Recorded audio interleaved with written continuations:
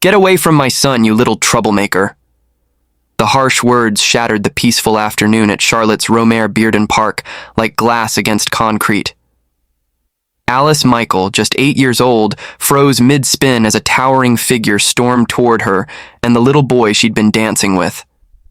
That little boy was Eric Grayson, 5 years old, son of one of North Carolina's most powerful men. And now that man, Leo Grayson, stood over them, tall, furious, and unrelenting. "You have no shame, do you?" he spat, stepping between the children. "You thought you'd charm him, get into his good graces, and maybe his father's wallet while you're at it." Alice blinked, confused. "I didn't even know who he was. I was just dancing." "Right," Leo scoffed. "You just happened to pick the richest child in the park to spin circles with." Alice's voice trembled, but she held her ground. "I dance here every weekend. I do it to raise money for my mom. She's sick. I didn't know who your son was." "You people always have a story," Leo muttered, his voice lower now, almost bitter. "Always an excuse." The whispers from around the park had started even before Leo arrived. "Who's the girl?" one man had asked. "Never seen her here before," a woman murmured. "She's just trying to look good next to a white kid," someone else whispered. "Maybe she's one of those street kids, clever enough to know how to grab attention." Alice had heard it all. She turned to Eric, who was still giggling in his wheelchair, blissfully unaware of the hate now swirling around them. Leo stepped closer. "You don't get to lie your way into our lives," he hissed. "You don't belong here." Alice's hands curled into fists. "You don't get to talk to me like that. I didn't do anything wrong. I'm not trying to scam anyone. I'm just trying to help my mom." Hello, friends. Thank you so much for stopping by. Please support me by subscribing to my channel, like and share this video to your family and friends. I truly appreciate your kind heart. Comment where you are watching from. You might find someone nearby watching too. So let's begin. And then, without warning, he grabbed her by the shoulder and shoved her backward. Alice stumbled and crashed into the metal bench behind her, her ribs slamming hard against the edge. Pain burst across her side. Her speaker fell and cracked against the concrete. She gasped, clutching her arm, trying not to cry. "Daddy?" Eric cried. "Why did you do that?" "We're leaving," Leo snapped and turned to grab the wheelchair handles. "No, wait," Eric said, his voice strained. "I want to stay with her." He had barely spoken a word all week. Now he reached out a trembling hand toward Alice. Leo stopped for half a second, but then began pushing Eric away, his jaw tight. As he walked, his phone buzzed. He fumbled it from his coat pocket, answering with irritation. "What is it now?" he barked, distracted. He didn't notice the slight slope in the walkway, or the way one wheel of Eric's chair caught on a crack in the pavement. His hand slipped from the handle. The wheelchair began to roll, slow at first, then faster, headed straight for the curb and the road beyond. "Eric!" someone shouted. But Alice was already running, ignoring the pain in her side and the blood trickling down her shin from the earlier fall. She bolted from the bench, her legs pumping, lungs burning. The chair kept rolling. Eric screamed. Alice reached it just as the front wheels dipped off the curb. She slammed her body into the back of the wheelchair, halting it inches from the path of an oncoming car. The driver slammed the brakes, horn blaring. Alice hit the pavement hard, scraping both knees. Eric was safe. The world was chaos for a moment. Shouting, gasps, the sound of tires screeching. Leo turned, stunned. "Eric!" He ran back, his face pale as ash. Eric was crying. "She saved me, Daddy, she saved me." Leo looked down at Alice, bruised, bleeding, still catching her breath. I didn't know. He paused, swallowed. "Are you all right?" Alice didn't answer. She looked up at him, eyes hard. "You called me a troublemaker," she said softly. "You pushed me. You made me feel like I was nothing." "I was wrong," he said. "I saw what I wanted to see. I thought you were just trying to use us." "I was trying to make him smile," Alice said. "That's all." Leo glanced at his son now, smiling through tears, touching Alice's hand gently. "He hasn't smiled like that in months," he whispered. "He hasn't even spoken like that in days." He took a breath, voice shaking. "I don't know how to make this right, but I'd like to try if you're willing. I'd like to offer you something. A job, not charity. A chance to be around Eric. You make him happy, and that means more than I can say." Alice stood slowly, pain lacing her movement. She looked at Eric. The little boy's eyes were pleading. She looked at Leo again. "Just don't ever grab me like that again," she said. Leo nodded. "Never." Alice nodded too, then sat back down beside Eric. And for the first time in a long time, the park was quiet again. The wind had softened. It rustled the leaves gently as Alice sat beside Eric on the same bench where she'd been shoved only minutes ago. The sting in her scraped knees and ribs pulsed with every breath, but she didn't flinch. Eric's small hands still held hers tightly, and that warmth meant something more than the pain, more than the eyes still watching from a distance. Leo Grayson stood nearby, shifting uncomfortably, still unsure how to untangle the mess he'd caused with one outburst and one shove. The words he'd used echoed in his head: vile, cutting, shameful. He was used to controlling rooms full of executives, negotiating billion-dollar deals without blinking. But here, in front of an 8-year-old girl with blood on her leg and fire in her eyes, he felt completely unarmed. "I can take you to the hospital," he said awkwardly, his voice softer now. "Or have someone come here." Alice shook her head. "I've had worse," she mumbled. He hesitated. "At least let me drive you home." She looked at him sideways. "What will people think? Seeing your son with someone like me?" He winced. "Daddy," Eric tugged at his coat. "I want her to come home with us." Alice blinked. "What?" "I want you to come just for a while," Eric said, his voice steady, his gaze pleading. "To my house." Leo took a breath. He had built his life on reputation, timing, and control. But this moment, raw and unscripted, he couldn't spin it. All he knew was that his son, who hadn't shown emotion in weeks, was suddenly alive in front of him because of Alice. "I meant what I said earlier," he told Alice, "about working with us. You wouldn't be a maid or a babysitter. You'd be a companion to Eric, a friend he needs. I'll make sure you're paid well, and your mother will get the care she needs." Alice didn't answer. Her mind spun faster than her feet ever could. It felt like a dream. No, a trap. But Eric was watching her with those honest, glassy eyes, not as a charity case, as someone he chose. "Okay," Alice said at last, almost a whisper, "but I have to call my mom first." The Grayson townhouse in Myers Park stood like a fortress of glass and stone, quiet and cold from the outside. Alice had never seen a home like it, not even on television. The elevator doors opened into a wide living space with sleek black leather couches, abstract art on the walls, and floor-to-ceiling windows that framed the Charlotte skyline like a painting. Eric rolled in comfortably, greeting the housekeeper, Mrs. Annabelle, with a smile Alice didn't expect. Leo gestured for Alice to sit. "I'll bring the first aid kit. Make yourself comfortable." Alice stood awkwardly by the door. I don't want to ruin anything." Eric patted the seat beside him. "You already fixed something." Alice sat, careful not to lean on her bruised side. The couch felt too soft, too expensive. She watched Eric, who now seemed brighter, more talkative. He showed Alice his favorite toy, a stuffed elephant named George, and explained how he hated hospital food but loved peanut butter toast. "You're really funny," Eric said, giggling at something Alice had said. "Not like the adults." "I'm not one yet," Alice smirked, "but give me a few years." Leo returned with the kit and knelt beside her. He opened it with practiced hands. "May I?" Alice hesitated, then nodded. He gently cleaned the scrapes, dabbing antiseptic and bandaging her knees and elbow. His hands were steady now, his expression serious. "I don't expect you to forgive me today," he said. "But I want you to know this isn't a publicity stunt. I don't care if people see us with you. I care about what Eric needs."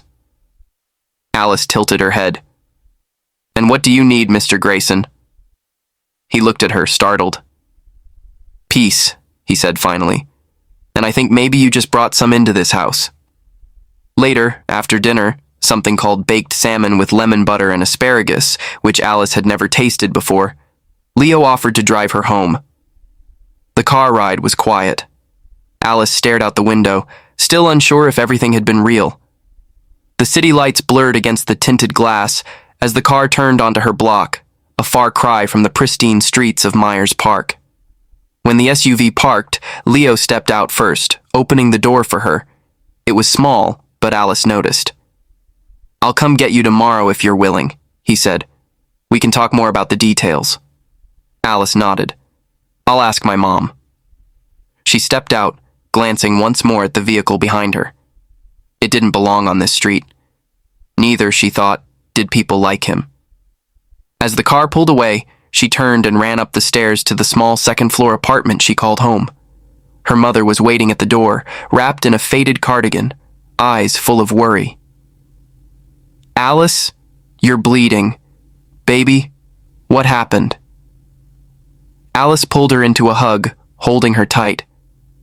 Mama, I think something big just happened. Her mother pulled back, inspecting her bandaged knees and the scratch on her cheek. Start talking, honey. And Alice did. About the dance, about the man, about the push and the save, about the offer. Her mother listened in stunned silence, then finally spoke. Did he mean it about helping us? I think so. Her mother exhaled. Well, then you trust your gut, baby. If your gut says go, you go. Alice nodded slowly. He called me a troublemaker. Her mother's eyes hardened. Then you show him he was wrong. That night, Alice lay awake in her bed, staring at the ceiling. In the silence, she replayed the moment she caught the wheelchair, the look in Eric's eyes, the crack in Leo Grayson's voice, the way her heart had beat so loud it drowned out the horns and shouts. Somewhere between the hurt and the hope, a strange feeling crept into her chest. Not fear. Possibility. The next morning was quiet. The kind of quiet that makes every sound feel louder than it should.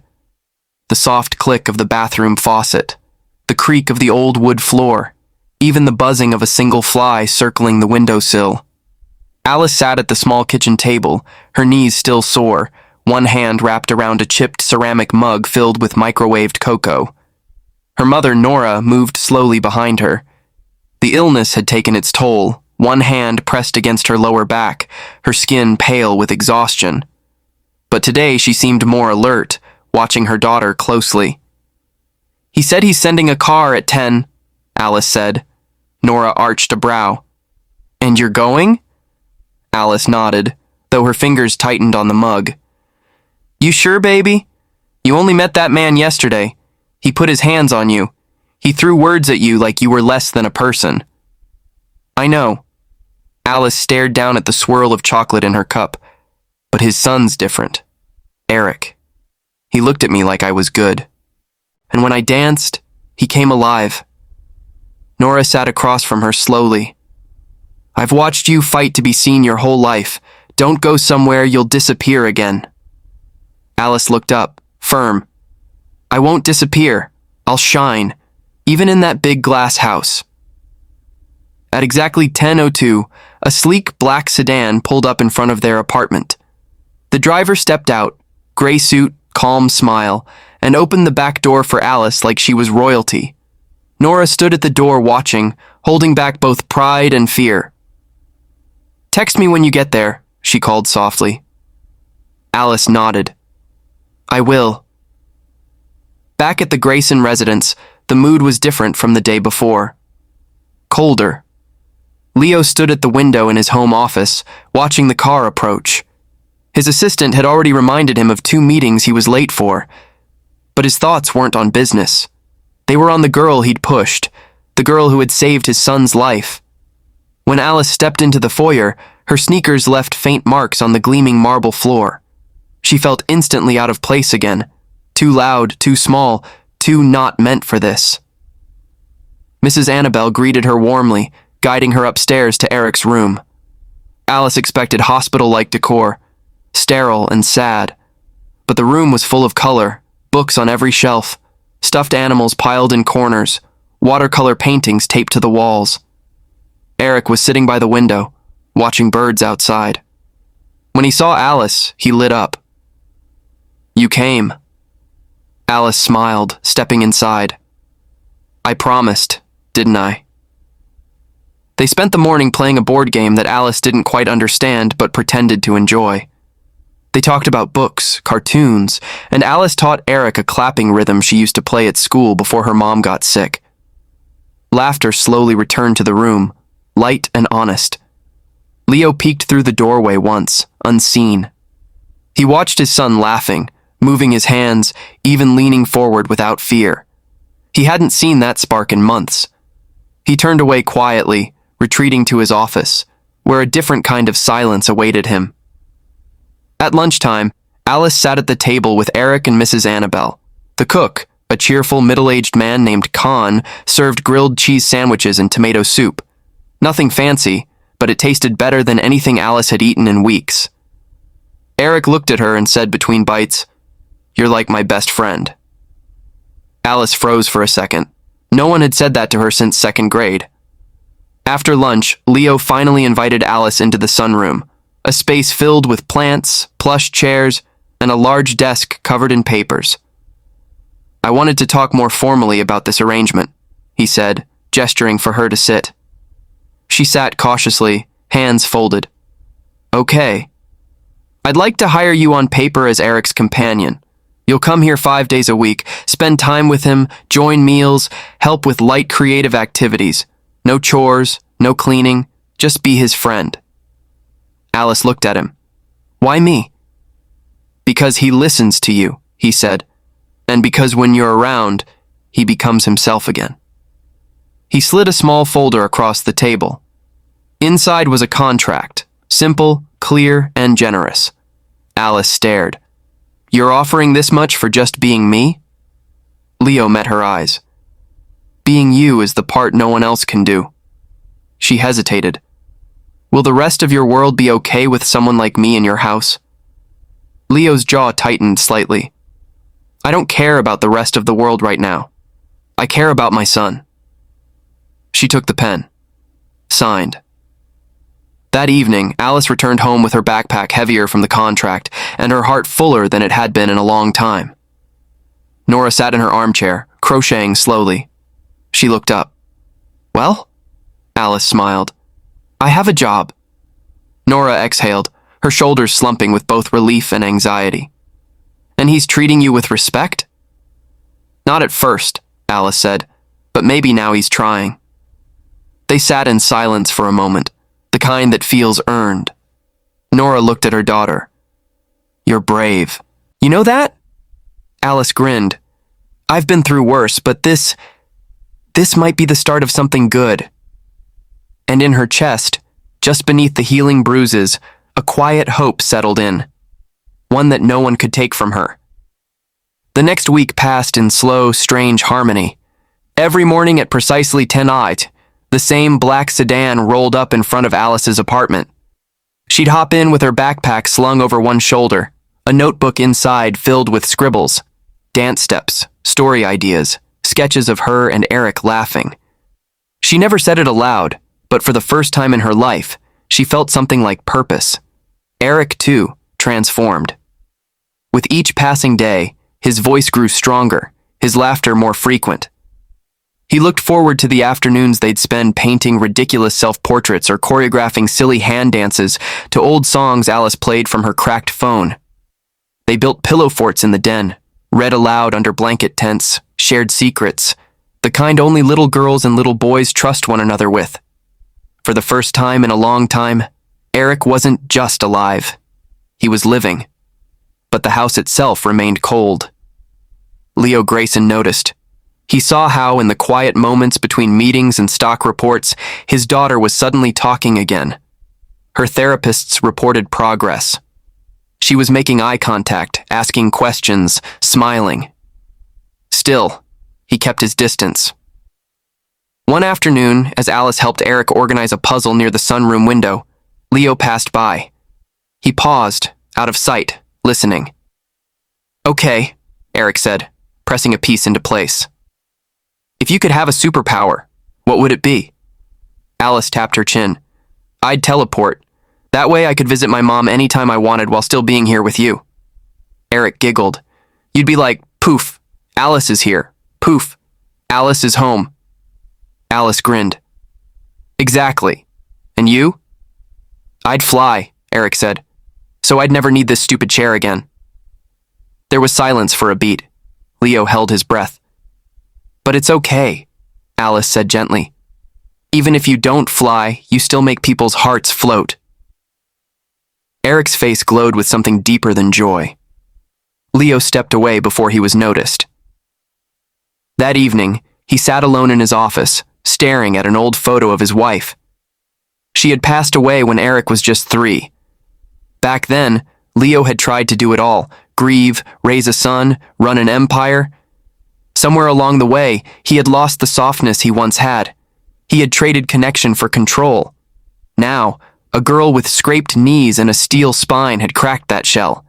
But not everyone in Leo's world approved. Word had spread, slowly but surely. Neighbors talked. Friends of the family asked questions. "Is that the girl from the park? I heard he hired her. Just some charity stunt?" At a private gala 2 nights later, Leo found himself cornered by Owen White, a fellow billionaire and board member on multiple foundations. "So, I hear you've taken on a little protege," Owen said, swirling his wine. "The one from the park incident." Leo didn't flinch. "Her name is Alice." Right. Lovely gesture. "Just be careful, Leo. These things can spiral." "These things?" Owen smiled thinly. "You know what I mean. One headline about your son bonding with a poor girl from the wrong side of the city, and suddenly you're either a saint or a fool. Either way, it's leverage for the press." Leo's jaw set. "I didn't do it for the press." Owen shrugged. "Then I hope you're prepared for them anyway." Leo left the gala early. The next day, Alice noticed the tension in the air before she even stepped out of the car. Mrs. Annabelle greeted her with her usual smile, but something about the way her eyes flicked toward the office door told Alice things weren't normal. Eric was quieter than usual that morning. He seemed distracted, fidgeting more, biting his nails. "Did something happen?" Alice asked gently. Eric hesitated. "Daddy was upset last night. I heard him on the phone. Someone said mean things about you, about us." Alice's heart thudded. "What did he say?" "He told them to mind their own business." That should have comforted her. But it didn't. She'd been through enough to know that even the kindest words could be temporary. When Leo finally called Alice into his study that afternoon, she walked in with her shoulders squared. He motioned toward the chair. "Please sit." She did. He took a moment. "There's some attention coming our way. I won't lie.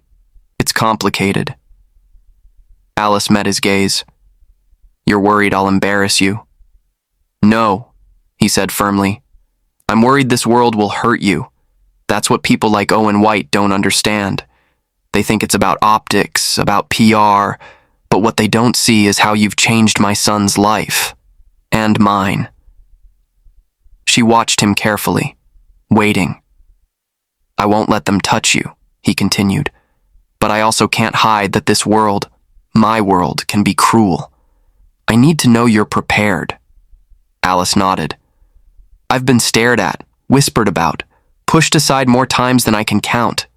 I can handle stares. I can handle whispers." She leaned forward. "What I can't handle is pretending I'm not good enough to be here. So if this is going to be real, then I need to know you won't flinch the next time someone calls me a charity case." He exhaled slowly, then nodded. "You have my word." And for the first time, Alice believed him. That evening, Eric gave Alice a small drawing he had made. 2 stick figures, one in a wheelchair, the other dancing beside him with little stars around their heads.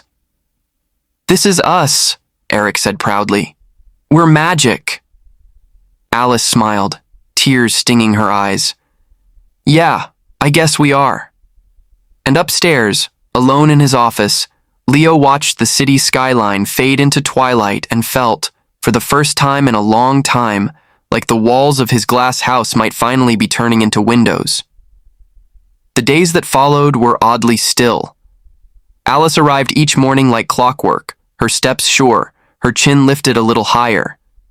The Grayson home began to feel less like a mansion and more like a maze she was learning to navigate, each hallway a puzzle, each new room a chance to prove she belonged. She and Eric grew closer by the hour. They developed a routine. Story time in the morning, creative play before lunch, and after naps they danced. If not with their feet, then with their words and laughter. Alice had begun to feel a rhythm to it all, a fragile balance like standing on point, beautiful but easy to fall from. That balance began to shift one Thursday afternoon when she caught a glimpse of a woman in a sharply tailored navy coat stepping into the Grayson house. She was tall, statuesque, with icy blonde hair swept into a perfect twist in heels that clicked across the marble like a warning. Alice saw her only for a moment before the door closed behind her. "Who's that?" she whispered to Mrs. Annabelle. The housekeeper hesitated. "Miss Lisa Morgan. She's on the board of Leo's foundation and his late wife's closest friend. She used to help care for Eric after the funeral." Alice felt her stomach tighten. A few minutes later, Leo called for Alice to join them in the sitting room. She stepped in cautiously. Lisa Morgan turned to her, taking her in with a critical gaze that made Alice feel instantly smaller. "So," Lisa said, drawing the word out like a challenge. "You're the girl." Alice lifted her chin. "My name is Alice Michael." Lisa gave a tight smile. "Yes, of course, the dancer." "She's more than that," Leo interjected from his place by the fireplace. "She's Eric's friend." Lisa's lips pursed. "A friend hired with a contract." Alice's fingers curled at her sides. "I'm here because Eric asked me to be." Lisa tilted her head. "And I'm sure your sudden presence here has nothing to do with the generous compensation Mr. Grayson is providing." Alice flushed. "My mom is sick. I didn't ask for this job. I earned it." Leo stepped forward. "Lisa, that's enough." "I'm just asking the questions the press will ask," she said smoothly. "You may think you're doing something noble, but people will see what they want to see.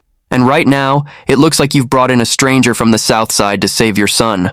Leo cut in, voice sharp. "That's what she did. You weren't there. You didn't see Eric before Alice came." Lisa's gaze flicked toward Alice again, cooler now.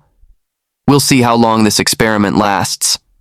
She stood and gave Alice a nod so slight it felt more like dismissal. "I'll see myself out." When the door closed behind her, Leo turned to Alice, visibly frustrated. "I'm sorry you had to hear that." Alice crossed her arms. "Is she right?" He looked at her, startled. "About what?" "That people won't ever see me as anything but a poor black girl trying to grab a piece of your world." Leo walked to the window, silent for a long moment. "She's not right," he said finally. "But she's not wrong about how people think. This world, my world, doesn't change easily. It resists anything unfamiliar. And you, Alice, are the unfamiliar." She swallowed hard.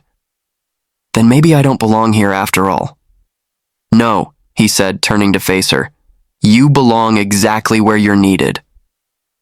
That night, back at home, Alice sat beside her mother, quietly folding laundry.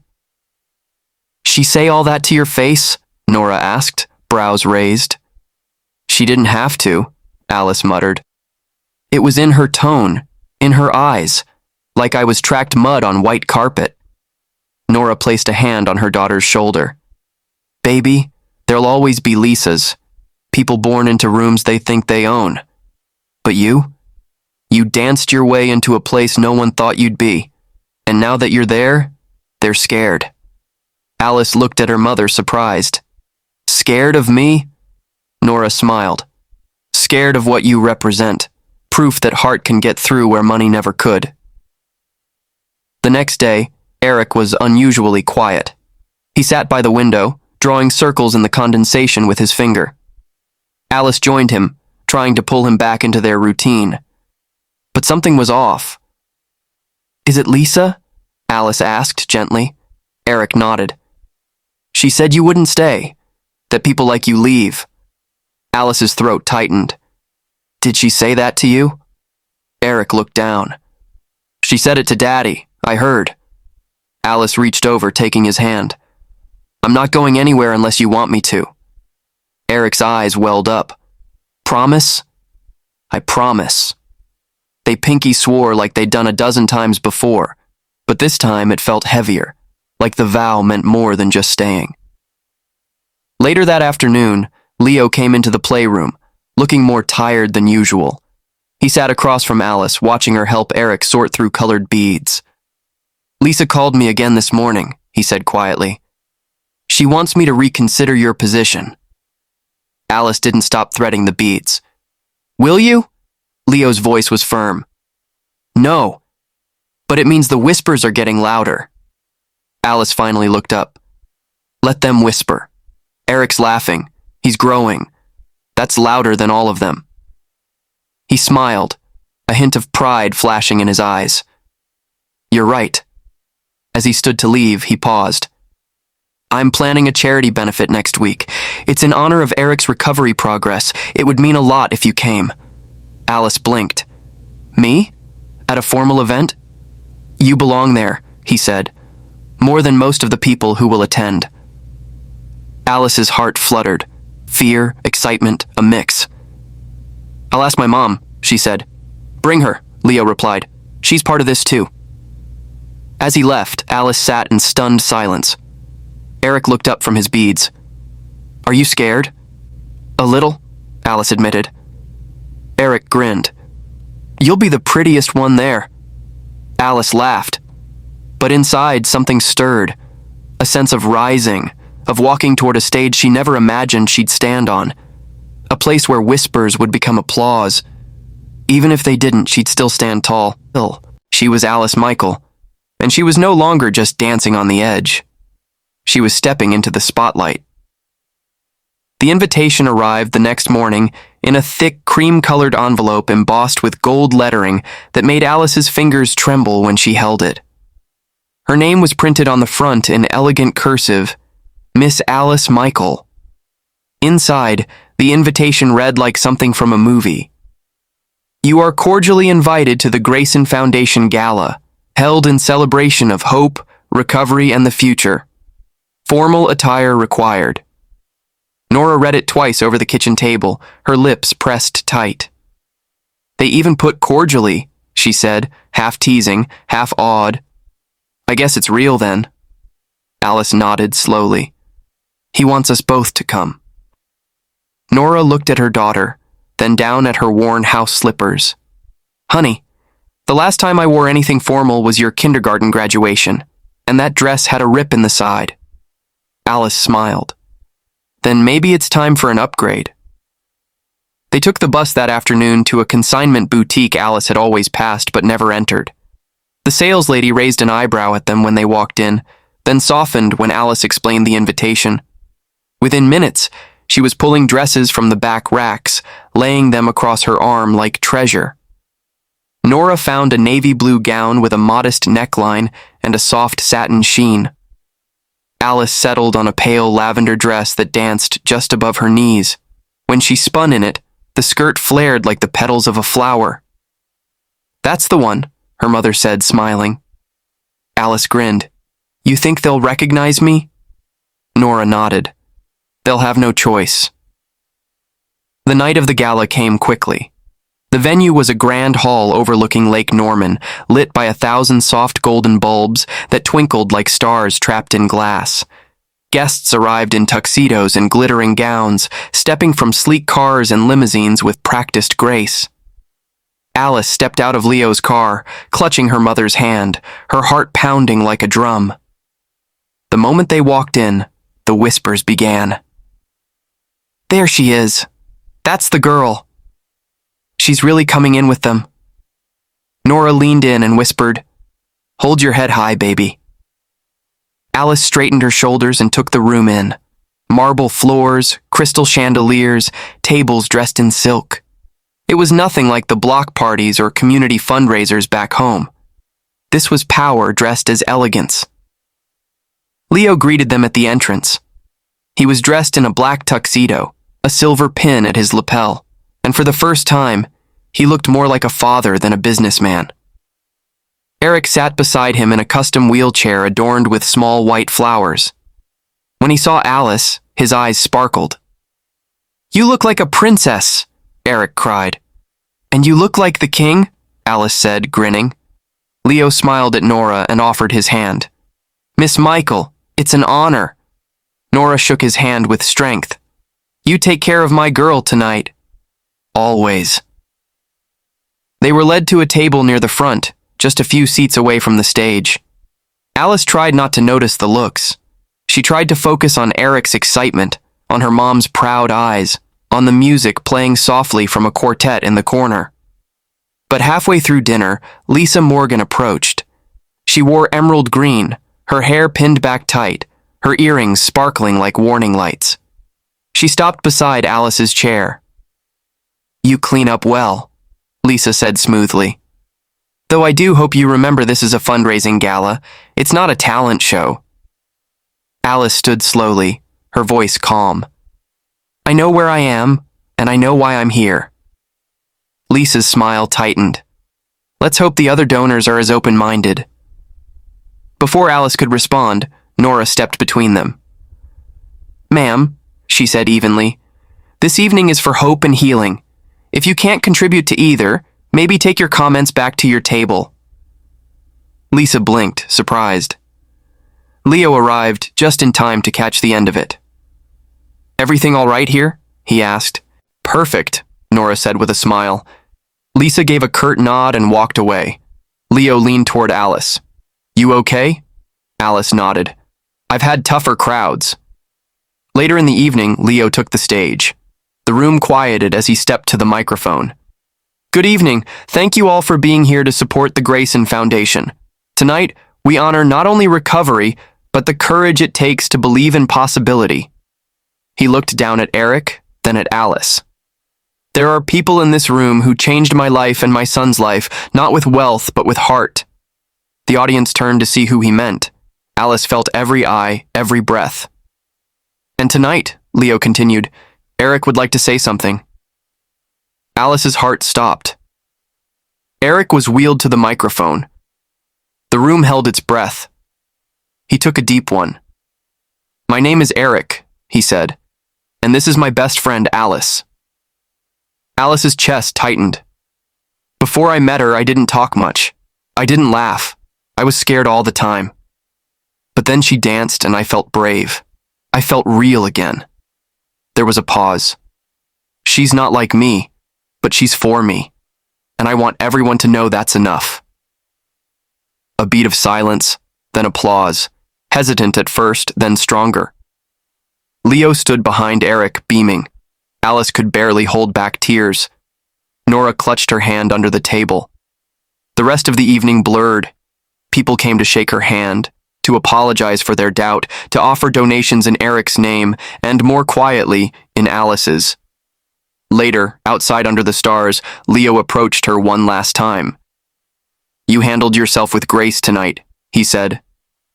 "I had good teachers," Alice replied, glancing at her mom. Leo looked at her seriously. "You're not just a guest anymore, Alice. You're part of this family now if you want to be."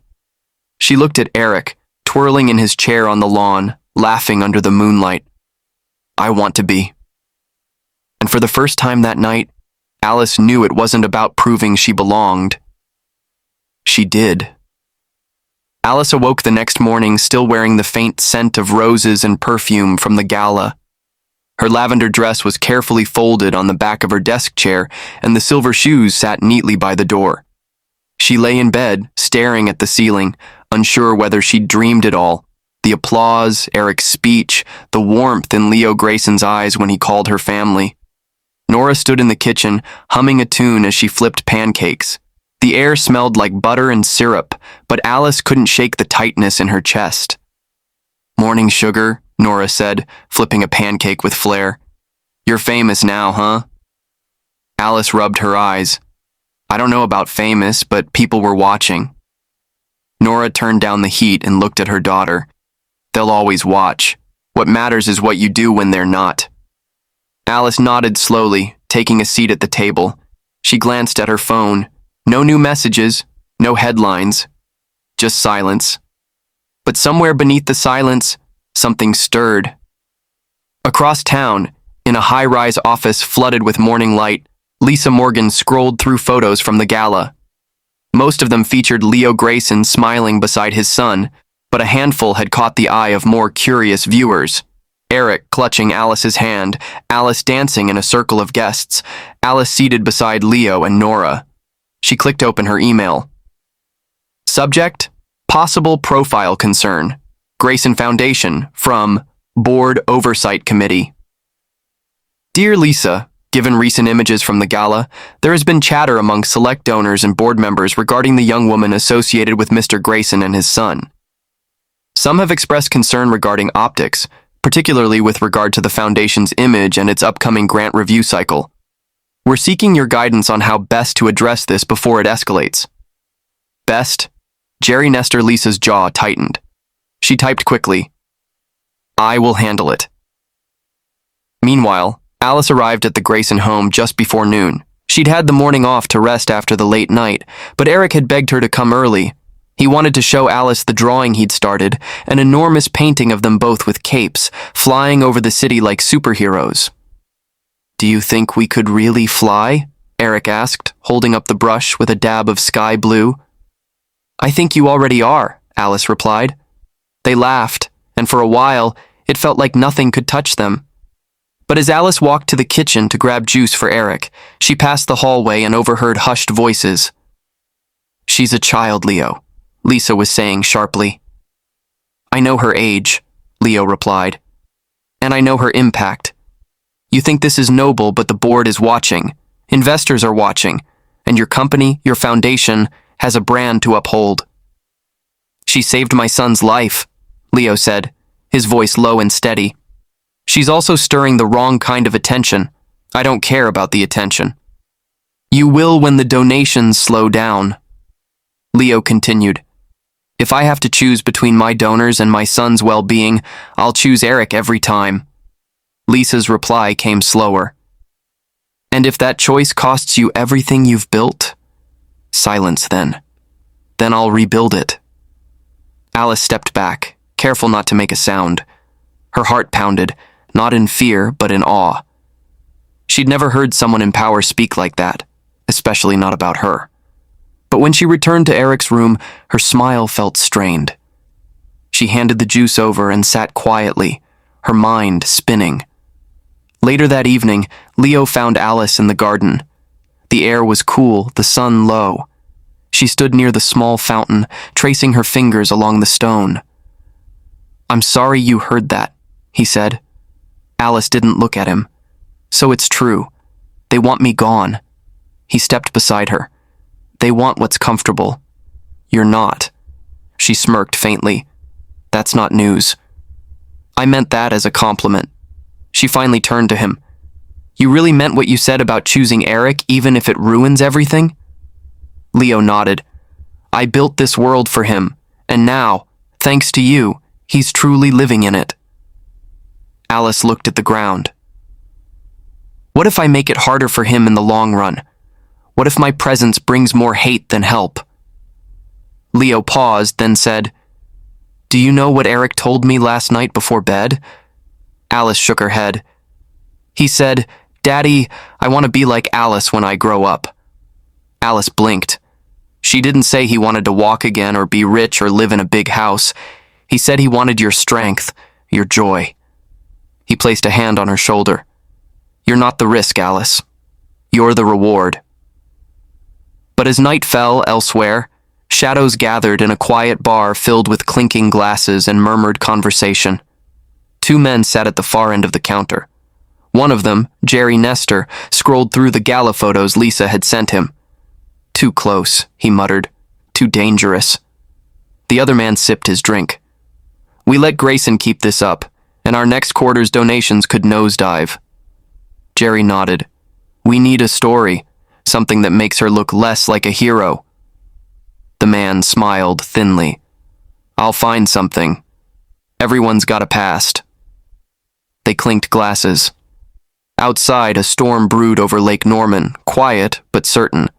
And somewhere between whispers and truth, Alice's world was about to shift again.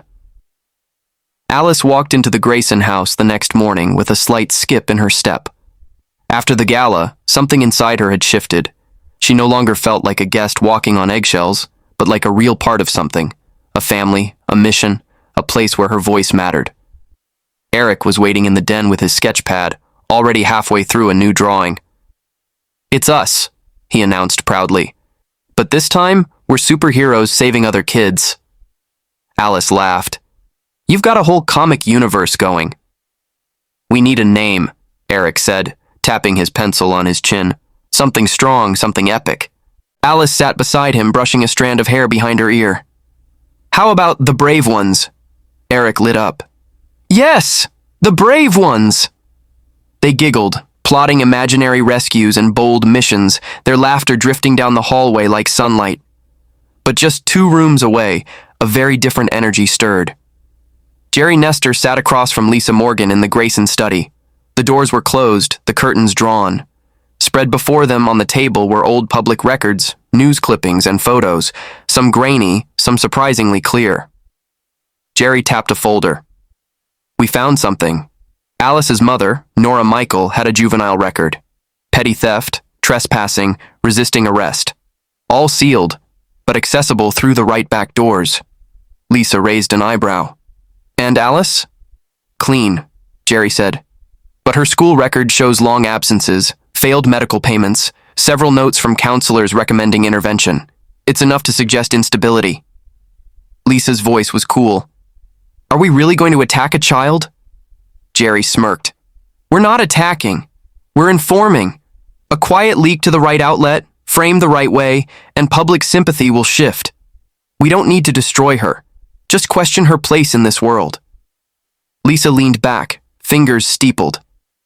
Then plant it subtly, and make sure it doesn't trace back to us. 2 days later, while Alice and Eric were building a fort in the library using couch cushions and curtain ties, Mrs. Annabelle came in holding her phone. Alice, she said gently, a crease of concern between her brows. There's something you might want to see. Alice took the phone and read the headline. From the streets to the estate. Who is the girl behind the Graysons' transformation? An exclusive look into the past of Alice Michael, a dancer with a complicated family history. Her stomach dropped. The article didn't outright accuse her of anything, but it didn't have to.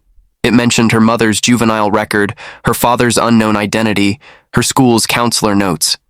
It painted a portrait of someone from the wrong side of the city, someone whose closeness to the Grayson family raised questions of intent. She handed the phone back slowly, heart pounding. Eric looked up from the fort, sensing the shift. What's wrong? Alice forced a smile. Nothing, sweetie. Just some people saying silly things. But that night at home, she sat on the edge of her bed, her mother beside her, both staring at the same article on Alice's cracked tablet. Nora's face was unreadable. They dragged up my past, Alice nodded, and they're using it to question my future. Nora took the tablet and placed it face down on the table. You didn't do anything wrong. They're not saying I did. They're just saying I don't belong. Her mother reached for her hand. Let me tell you something. The first time they cuffed me, I was 15. Stole a box of diapers because I was babysitting my cousin and she ran out. I was scared, broke, and I thought survival was crime. But I changed. And you? You were born different. You were born brave. You're not them, Alice. You're better. Alice leaned her head on her mother's shoulder. It doesn't feel like enough. Then we make it enough. The following morning, Alice expected Leo to pull her aside, to question her, to hesitate. But when she arrived, he greeted her like always, handed her a cup of cocoa and said, Eric wants to rehearse a song. You up for it? Alice blinked. You saw the article. Of course I did. Leo's expression was steady. I'm not going to dignify a smear job with fear, he said simply. They came after you because you're making waves. That means you're doing something right. Alice looked at him, uncertain. It could cost you. He smiled faintly. I've learned that the things worth fighting for usually do. In the den, Eric was waiting with a ukulele on his lap. I wrote a song, he said proudly. It's called Brave Doesn't Ask Permission. Alice sat down beside him, smiling through the ache in her chest. Let's hear it. They sang together, the melody soft, the lyrics clear and bright. Alice's voice shook at first, but Eric's hand squeezed hers, grounding her. Mrs. Annabelle watched from the doorway, misty-eyed.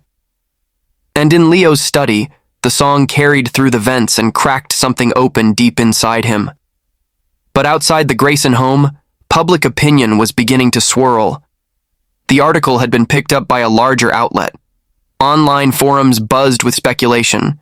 Some defended Alice fiercely. Others called her an opportunist. A few suggested Leo Grayson had ulterior motives. One comment read, "This is why you don't let outsiders into legacy families." Yet amidst the chaos, something unexpected happened. Alice's old middle school teacher shared a video of her leading a community dance for cancer research. A neighbor posted a heartfelt note about Alice bringing groceries to elders during COVID. Slowly, a counterwave rose. Real people, real stories, real Alice. And when Eric posted a short clip of him and Alice singing Brave Doesn't Ask Permission, it went viral within hours. The caption read, "She gave me my voice. Now I'm using it to protect hers."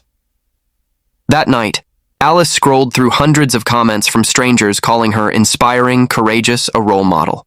Her heart still hurt, but it was a hurt that came with clarity. She wasn't fighting just for herself anymore. She was fighting for every kid like her who'd been told they didn't belong until they made the world too bright to ignore. The storm had passed, but the air still felt heavy. Though Eric's song had sparked a flood of support, and Alice's name was now being defended across countless platforms, the silence inside the Grayson estate was louder than ever. The kind of quiet that follows a battle, where one waits, holding their breath, unsure if the worst is truly over. Alice stood in the garden, eyes fixed on the row of white lilies she and Eric had planted together 2 weeks prior. A breeze stirred the petals, and with them, a sliver of her own doubt. Things felt too still, too exposed, and somewhere in her gut, Alice sensed something unresolved still loomed. Leo found her there not long after, sleeves rolled up. "Alice, I just got off the phone with the board," he said. Alice turned to face him, instantly alert. "What did they say?" He hesitated before answering. "They want a formal meeting. They're calling it a review of recent events, which we both know is code for a decision about whether your presence compromises the Foundation's mission." Alice's chest tightened. "So I'm a liability?" "No," he said firmly. "You're the reason we're even relevant right now. But that doesn't matter to people who are scared of losing control." Her voice was quiet.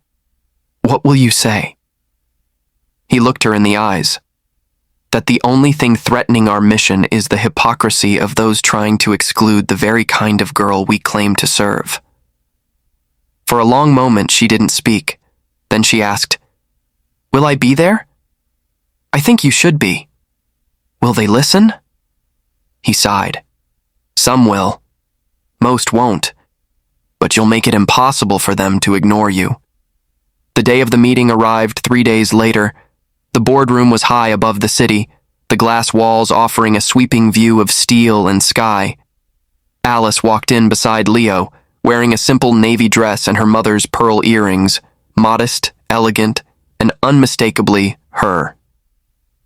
The board members sat around a long table, all in suits, all with the same politely stiff expressions. Jerry Nestor cleared his throat. "Thank you, Mr. Grayson and Miss Michael. We appreciate your time." Leo gave a curt nod. "Let's begin." Lisa Morgan led the charge. She began with rehearsed remarks about donor trust, optics, the Foundation's long-standing mission. Her voice was smooth, practiced, professional. Then came Jerry, presenting charts and donor comments. He never once said Alice's name, referring to her only as the individual in question. Alice sat still, back straight, jaw tight. When the room finally opened for her to speak, all heads turned. She rose slowly. "My name is Alice Michael," she began. "I know some of you see me as a threat, or at best a distraction, but I'm not here to defend my past. I'm here to talk about your future." Several board members shifted in their seats. "I've lived on both sides of this city. I've seen kids like Eric, bright, hopeful, silenced by fear or illness, get left behind because people didn't believe someone from my neighborhood could help them. But I did, not because I'm special, but because I cared." She took a breath, voice steady now. "I didn't come here to be a symbol. I came to be of service. And in doing so, I gave Eric more than company. I gave him back his voice, his joy, his will." Silence blanketed the room. Then Alice stepped back and sat down. Leo looked around the table. "Anyone still think she doesn't belong here?" The members didn't speak. Some looked down. One or two nodded faintly. Lisa finally said, "We'll need time to deliberate." Leo's voice was cold. "Take all the time you want, but make no mistake. If this board can't see the value of someone like Alice, then maybe I've been building on the wrong foundation." He stood, buttoning his coat. Alice followed. Outside the building, the wind was brisk, but the sun had broken through the clouds. "That was intense," Alice whispered. Leo glanced at her with pride. "You stood taller than anyone in that room." She smiled faintly. "Even in flats. Especially in flats." They laughed, and for the first time in days, it felt real. That evening, Alice returned home to find a package waiting on the doorstep. Inside was a small note. From one brave girl to another. Eric. Beneath it, wrapped in tissue paper, was a charm bracelet with a single pendant, a pair of dancing feet. Nora peeked over Alice's shoulder. "Well, now you've got your own trophy." Alice nodded, emotions welling. "It's more than that." Later, curled up on the couch, they watched a clip of Alice's boardroom speech circulating online. The video, secretly recorded by a sympathetic staffer, had already been viewed over 200,000 times. Comments flooded in. "This girl has more grace than the entire board combined." Alice Michael is exactly who the next generation needs, a voice for those who've never been in the room. For the first time, Alice saw herself not as a guest at someone else's table, but as someone building her own. And not even a room full of suits could stop her now, because she had something no amount of money or pedigree could fabricate. She had truth, and the world had finally started to listen. The day after the board meeting, the Grayson Foundation office buzzed with whispers. Staffers exchanged knowing glances, cautiously discussing what had unfolded in the boardroom. The clip of Alice's speech had taken on a life of its own, shared by news outlets, reposted by influencers, even quoted by a few politicians during public addresses. "She didn't raise her voice once," one intern whispered. "No, she didn't have to," the receptionist replied. "She made them all feel 2 inches tall with just her truth." Upstairs in his office, Leo Grayson sat at his desk with a stack of papers untouched before him.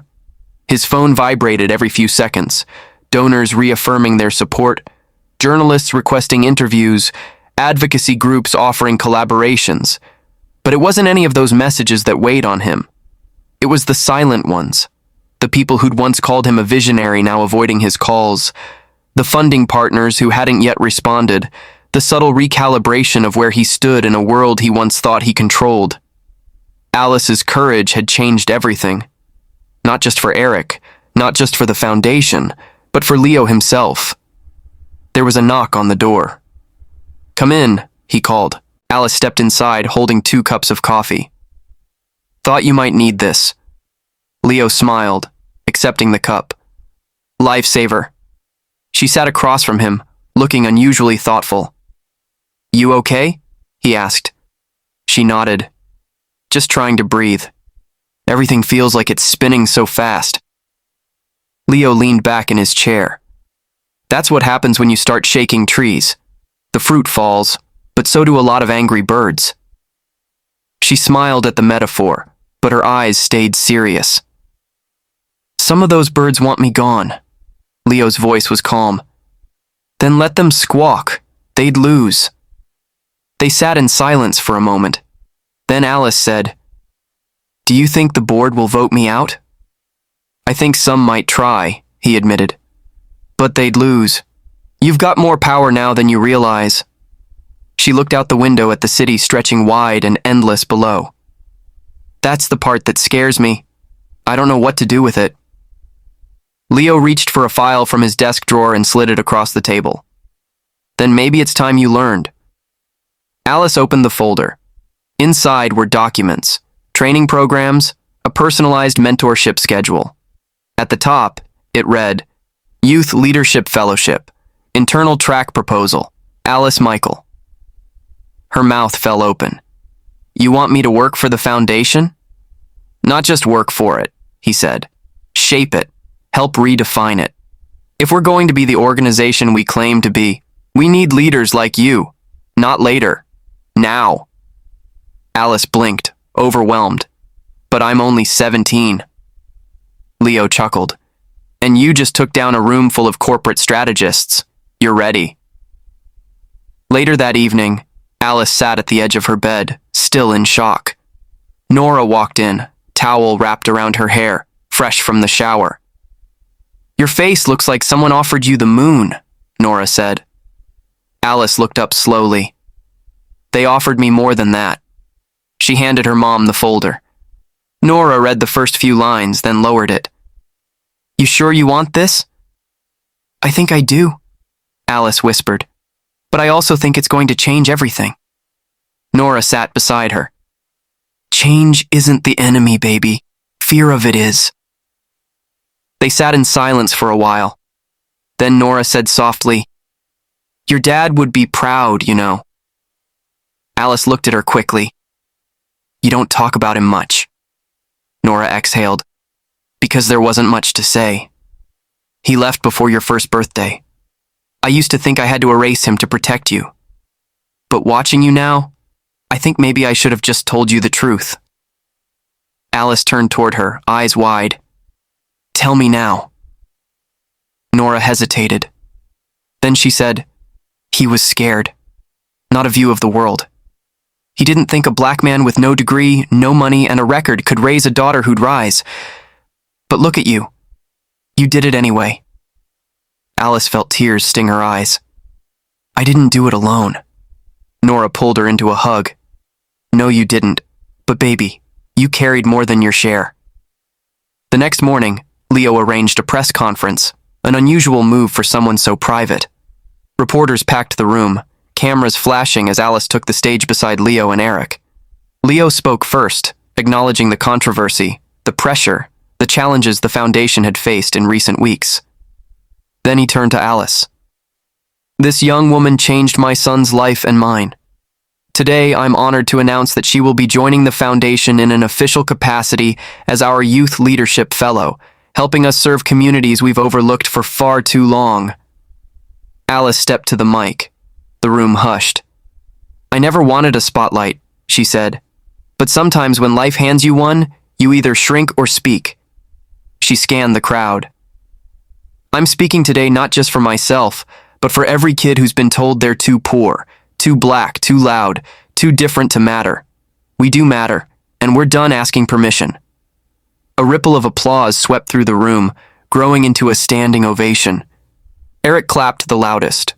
That night back home, Alice sat on the fire escape with her notebook. She watched the lights of the city flicker on one by one, 1,000 little promises glowing in the dark. She scribbled down the first lines of a speech she might give someday. Or maybe a poem. Or maybe just a note to herself. Power doesn't come from position. It comes from purpose.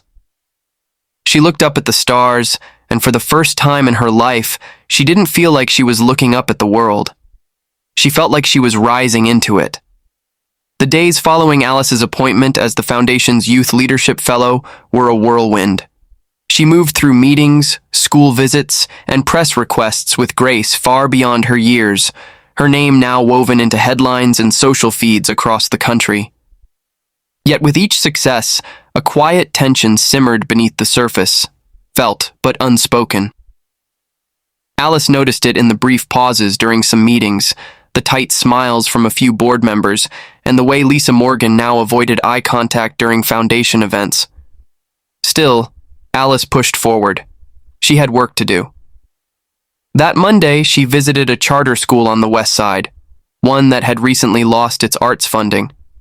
She spent the morning speaking to students about expression, resilience, and the power of storytelling. At lunch, she and Eric taught a small dance to a group of third graders. Laughter echoed through the halls, and for a moment, the world felt right. But when she returned to the Grayson estate that evening, Leo was waiting in the foyer, a newspaper folded tightly in his hands. He handed it to her without a word. The headline struck like a slap. Too fast, too soon. The Grayson Foundation's risky bet on a teen with a checkered past. Beneath it, a glossy photo of Alice at the gala, smiling, unaware. The article was filled with veiled accusations, nothing specific, but just enough insinuation to cast doubt. It questioned her qualifications, her influence over Leo, even hinted at an inappropriate dynamic between them. Though cloaked in professionalism, it reeked of condescension and coded prejudice. Alice lowered the paper slowly. "They're trying again." Leo nodded. "Harder this time? They're saying I manipulated you." Her voice trembled. "They're desperate," Leo replied. "And they know their usual tools, money, influence, intimidation, don't work on you." Alice clenched her fists. "So what now?"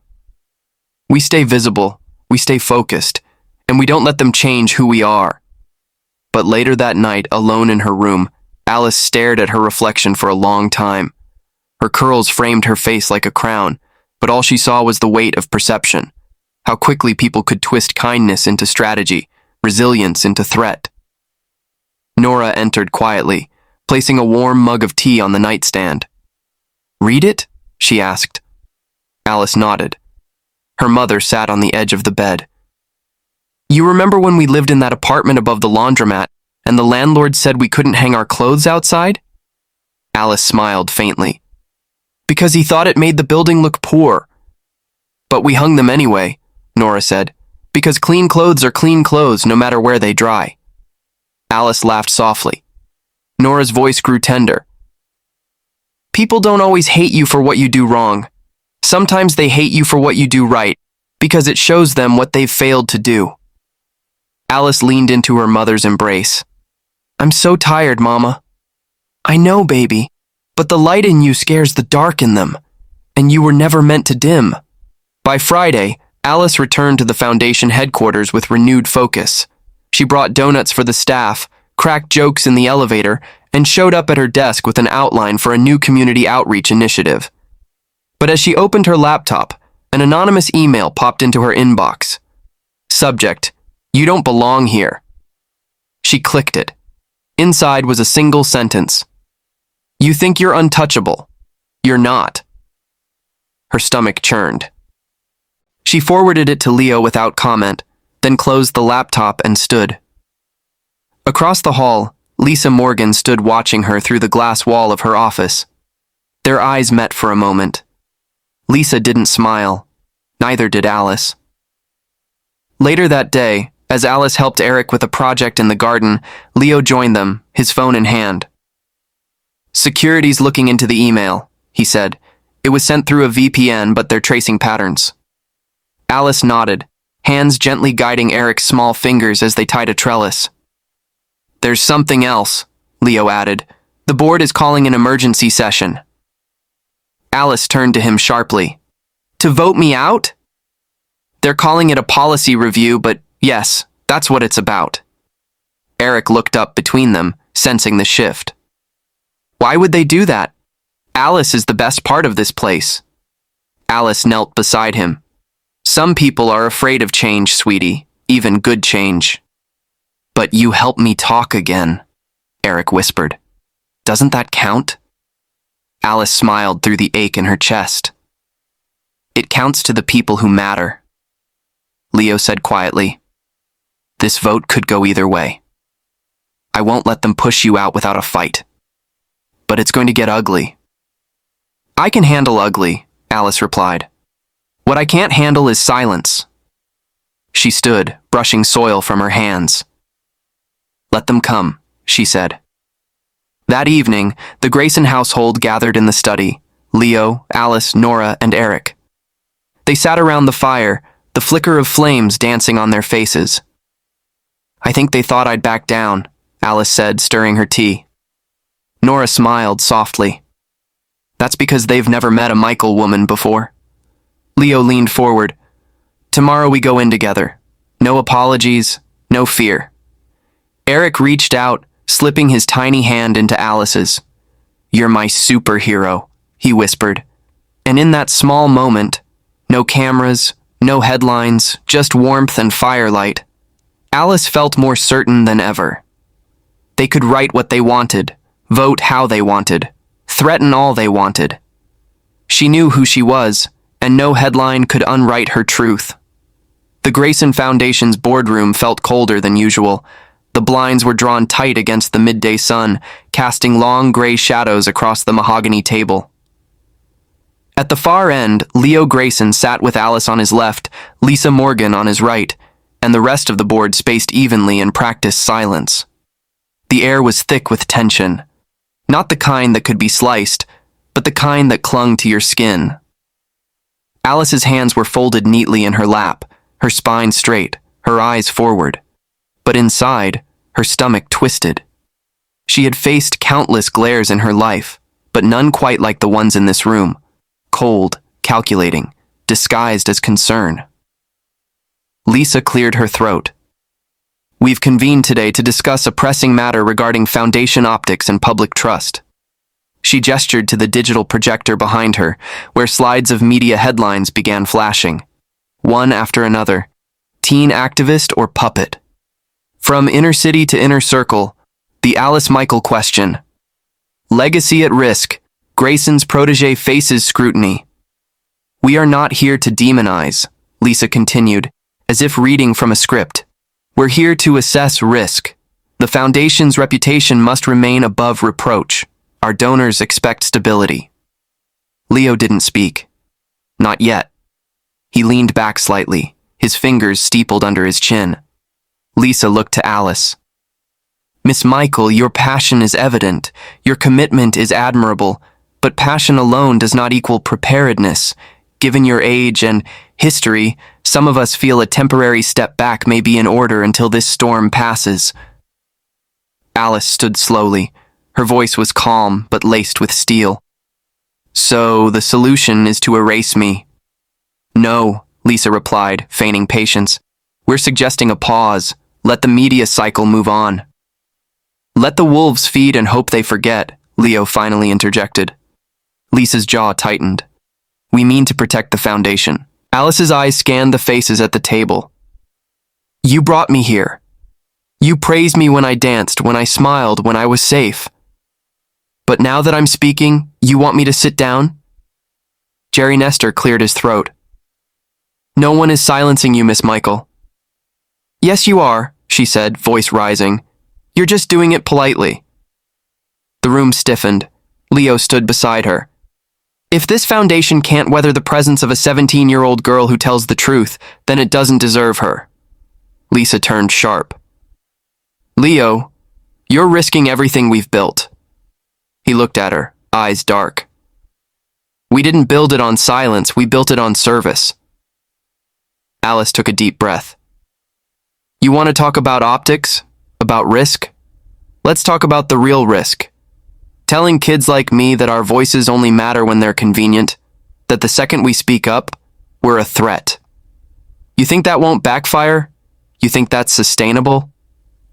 Silence. Then from the far end of the table, an older board member, Mrs. Alexa, a quiet woman in her 70s, spoke for the first time. I lost my brother in Selma, she said quietly. He marched so voices like Alice's wouldn't be considered a risk. I think we've forgotten why we exist. All heads turned. She looked around the room. Let the girl speak. Let her lead. Or don't call yourselves a foundation. A few murmurs, a shifting in chairs. And slowly, one by one, hands began to rise in Alice's favor. Jerry hesitated. Lisa's lips pressed into a thin line, but even she couldn't stop the tide. The vote passed. Alice remained. Outside, sunlight poured down as if the universe itself approved. Leo and Alice walked out of the building side by side. Neither said anything for a long moment. Then Alice asked, "Why did she speak up, Mrs. Alexa?" Leo smiled faintly. "Because truth doesn't retire. It just waits for the right moment." They stopped at the steps. Reporters waited behind the barricades, cameras clicking like crickets in the heat. But Alice didn't flinch. She walked to the microphones.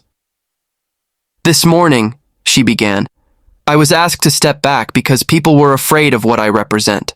Not what I've done, but what I might do, what I might inspire." She looked out across the crowd. "Let me be clear. I am not here for comfort. I'm here for change. And change, by its nature, makes people uncomfortable. But if we only help the ones who are easy to help, we fail the ones who need us most." She stepped away without waiting for applause.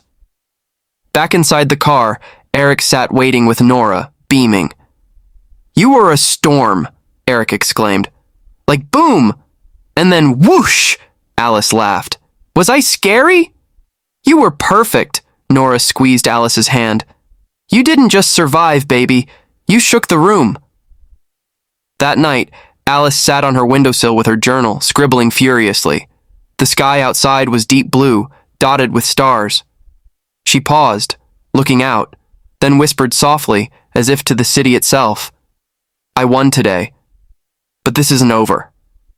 The next page in her journal read, Chapter 1. When they try to silence you, speak louder. Alice knew the road ahead would be harder, but now she also knew she wouldn't walk it alone. It had been 3 weeks since the vote, and the storm seemed to have settled. Alice's schedule was full. Public appearances, workshops in underserved schools, brainstorming sessions with Leo about expanding the foundation's reach into marginalized neighborhoods. The board, though still wary, had been mostly silent. Lisa hadn't approached Alice once since that morning in the boardroom. Yet despite the calm surface, Alice felt the faint hum of resistance still coiling in the shadows. At the Grayson estate, Eric was thriving. His words came easier now, his laughter rang louder. The boy who had once sat silently in his wheelchair now spoke with curiosity and confidence. Alice had become more than a playmate or mentor. She had become family. One Friday afternoon, Alice returned home from a school visit, tired but content. She found Nora in the kitchen, humming softly as she stirred a pot of gumbo. "You're cooking?" Alice asked, surprised. Nora smiled. "It's Friday, and I figured we deserve something warm." Alice leaned against the counter, exhaling deeply. "You ever feel like people are watching you, but they pretend not to be?" Nora chuckled. "That's called being a black woman in America, baby." Alice gave a tired smile. Her mother studied her. "Something happened?" "Not exactly, but something feels off, like they're waiting for me to trip." Nora nodded, stirring slowly. "Then don't trip. Walk like the whole world's watching, but don't give them the fall they're hoping for."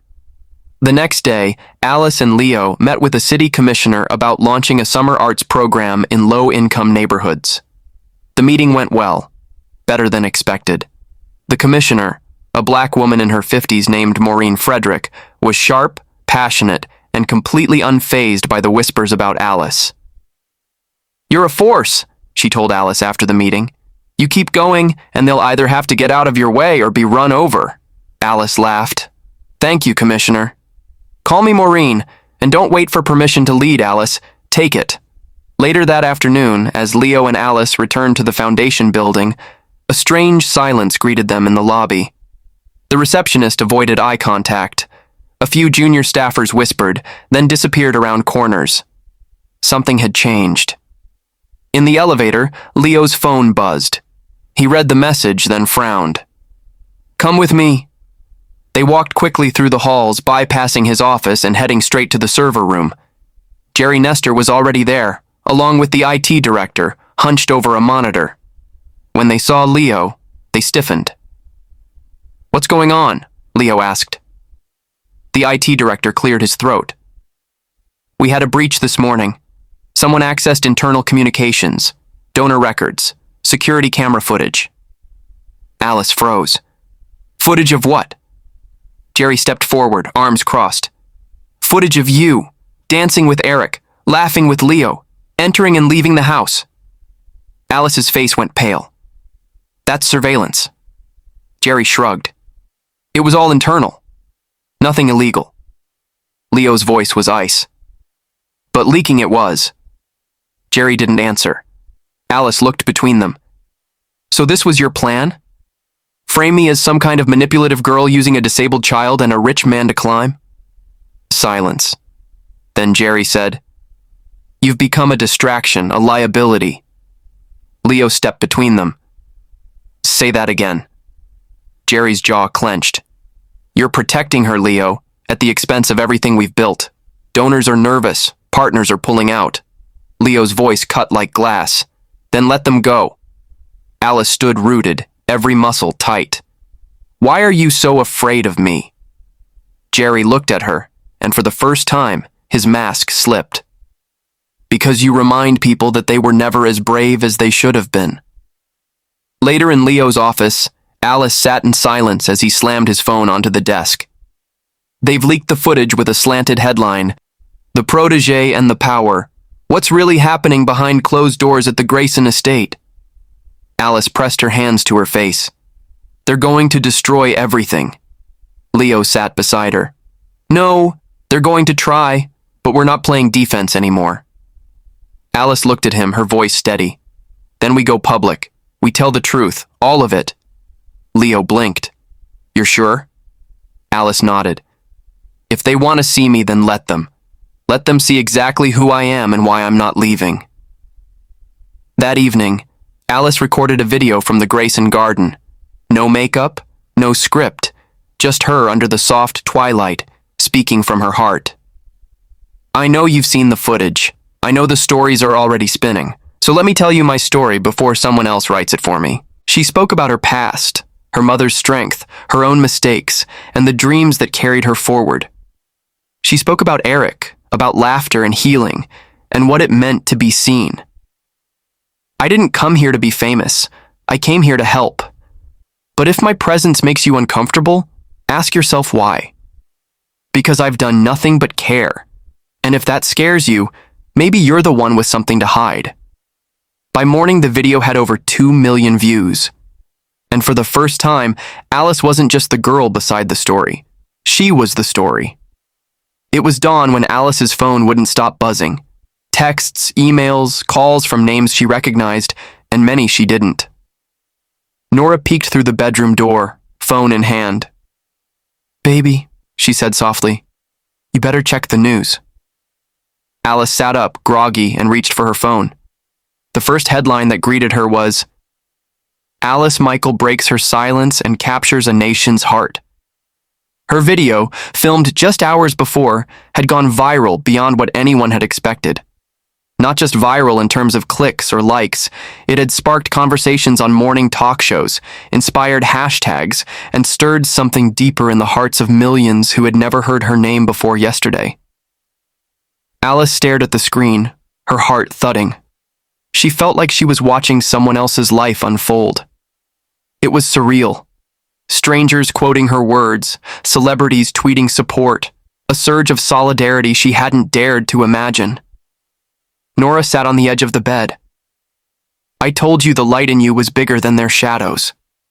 Alice exhaled slowly, as if trying to release the pressure building inside. "I didn't expect this."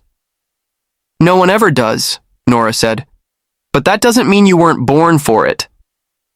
At the Grayson Foundation, the atmosphere had shifted dramatically. Staff walked straighter. Their smiles at Alice were genuine now, not cautious. Someone had even printed out one of Alice's quotes, "Truth doesn't need permission to speak," and taped it to the staff bulletin board. Leo met her in the hallway with a grin. "You broke the internet."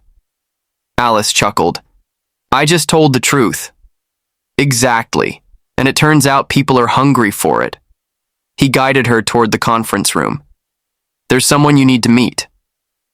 Inside waited a woman with salt and pepper braids and eyes that scanned with purpose. "Alice Michael," she said, extending her hand. "Congresswoman Jana Charles." Alice froze for a moment, then shook her hand, stunned. "I watched your video twice," Jana said. "Once as a citizen, once as a legislator. You have a gift, not just for words, but for leadership." "I'm honored," Alice replied, trying to keep her voice from shaking. "We need your help," Jana said simply. "I'm working on new youth advocacy legislation and I want your input. Not later, now." Alice blinked. "You want me to help shape a bill?" Jana nodded. "You've already shaped a movement. Let's turn it into something lasting." Alice glanced at Leo, who gave her a quiet, affirming nod. "Yes," Alice said. "I want to help." Later that evening, Alice returned to the Grayson estate, feeling both elated and overwhelmed. Eric greeted her at the door, arms open, giggling. "You're famous," he said. "You were on television at school. My teacher cried." Alice lifted him up and spun him gently. "You made me famous, E." "Can I be in your next video?" Eric asked seriously. "I have opinions now." Nora laughed from the kitchen. "Lord help us." They gathered around the dinner table that night. Leo, Eric, Nora, and Alice. It had become tradition. No phones, no screens, just food, stories, and warmth. "Did you ever think it would go this far?" Leo asked. Alice shook her head. "I thought I'd dance, maybe do some workshops. I didn't think I'd end up testifying before Congress." "Change finds you," Nora said. "Or maybe you were always walking toward it." There was a pause, and then Eric said softly, "I don't want you to leave." Alice looked at him. "I'm not going anywhere. Even if I go to Washington, I'll still come home."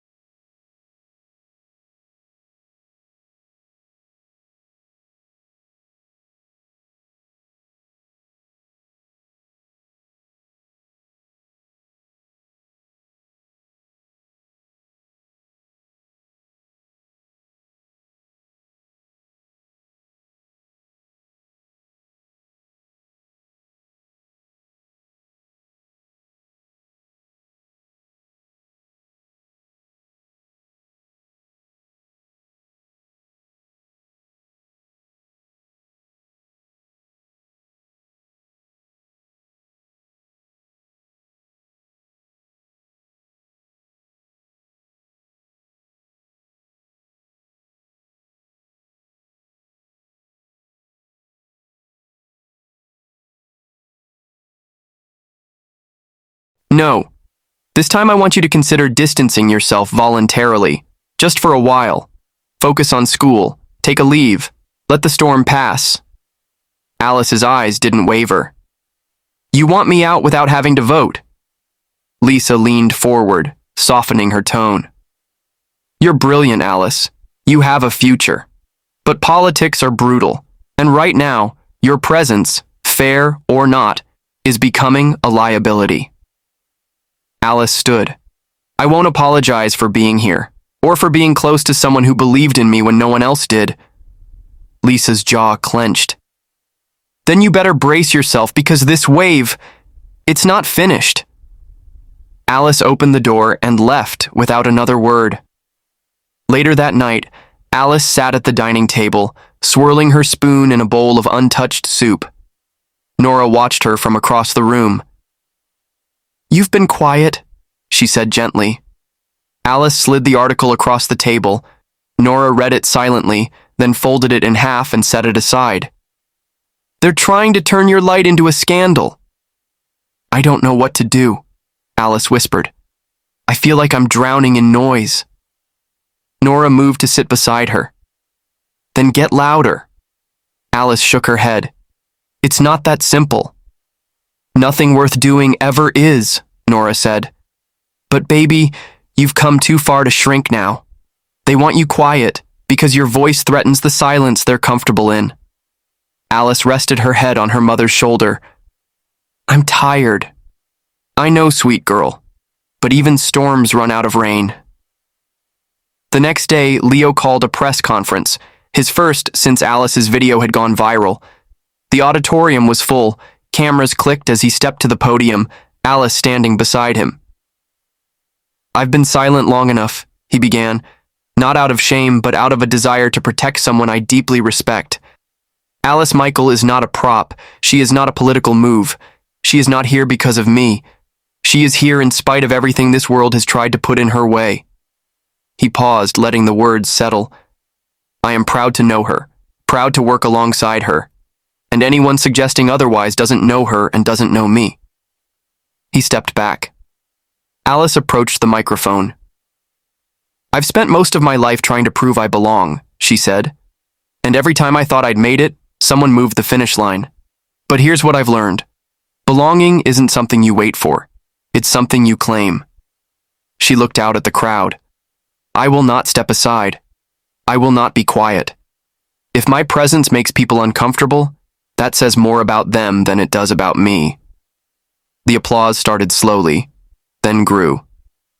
Reporters leaned forward, flashbulbs fired.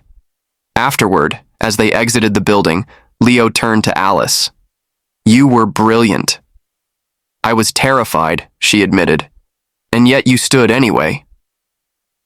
That night, Alice received a call from Congresswoman Jana.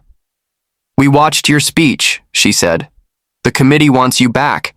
This time, not just as a voice. We're creating a youth advisory council. You'll co-chair. Alice clutched the phone. Me? Co-chair? You've earned it, Jana replied. And more. Alice walked out onto the balcony, the night air cool against her skin. Eric ran out to join her, carrying a crumpled drawing. It's us, Eric said, holding it up. You and me. And look, we're flying.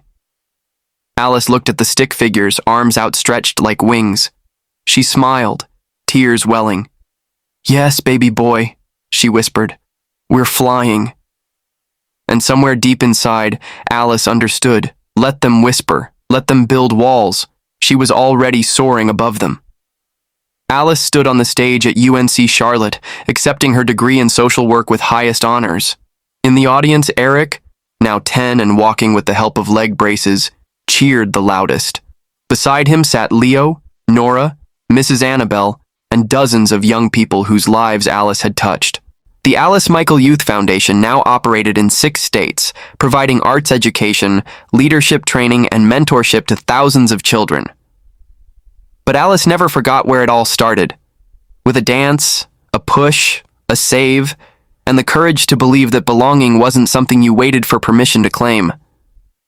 After the ceremony, Eric hugged Alice tight. What's next? He asked. Alice looked out at the crowd of friends, family, and future leaders surrounding them. "We keep dancing," she said, "and we teach others to dance too." The music of possibility played on, and Alice Michael, once told she didn't belong anywhere, had created a world where everyone had a place to dance. This story shows us that real strength is not about money, power, or where you come from. True strength comes from being brave, standing firm, and believing in yourself. Alice's journey teaches us that justice can start with just one person refusing to stay quiet, and that even a small act of kindness can grow into something much bigger. In a world that often judges people by how they look or what they own, this story asks us to see the real value in others and to build connections instead of divisions. Dear friends, thank you so much for watching. Please support me by subscribing to my channel, and don't forget to like and share this video. It means the world to me. Take care of yourself and never forget how much you're loved. I can't wait to see you in the next video. Sending you all my love.